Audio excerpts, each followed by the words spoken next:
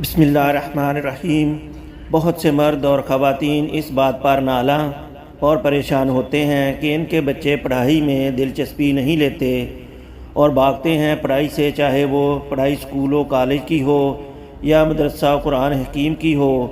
اب ان کا دل نہیں لگتا، پڑھنے بیٹھتے ہیں تو بور ہو جاتے ہیں۔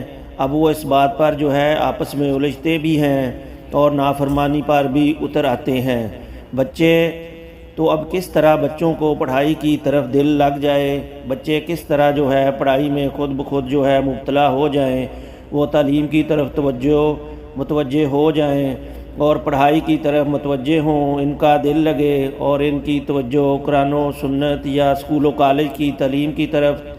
تو اس کے لیے اللہ رب العزت کے قرآن حکیم میں ایک سورہ ہے جسے سورہ قلم کہا جاتا ہے۔ یہ 29ویں پارے کی دوسری صورت ہے اور اس صورت کے اندر اللہ تبارک و تعالیٰ نے قلم کی قسم کھائی ہے، اور اللہ نے سب سے پہلے قلم کو پیدا کیا اور قلم کو پیدا کر کے اللہ نے تقدیر لکھوائی ہے مخلوق کے لیے۔ اس صورت میں اللہ نے یہ تاثیر دی ہے کہ یہ صورت انسان کے جسم سے فاسد شیطانی اثرات کو بھی زائل کر دیتی ہے اور انسان کو بے توجہی اور نافرمانی سے بھی دور کرتی ہے۔ اس صورت کے مضمون کو اگر آپ ترجمے سے پڑھیں گے تو آپ کو ہر چیز عیاں ہو جائے گی۔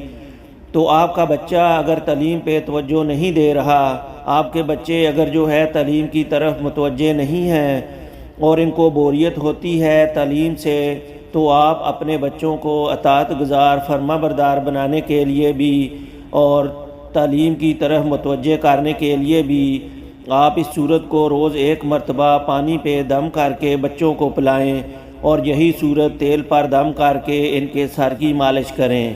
اب یہ عمل صرف 11 دن کریں، انشاءاللہ 11 دن میں اللہ تبارک و تعالیٰ بچوں کو متوجہ کر دے گا اور ان کو آپ کا اطاعت گزار بنا دے گا اور وہ پڑھنے کی طرف متوجہ ہوں گے، اور جو پڑھا ہے وہ بھی یاد ہوگا، حافظہ بھی اس سے قوی ہوتا ہے۔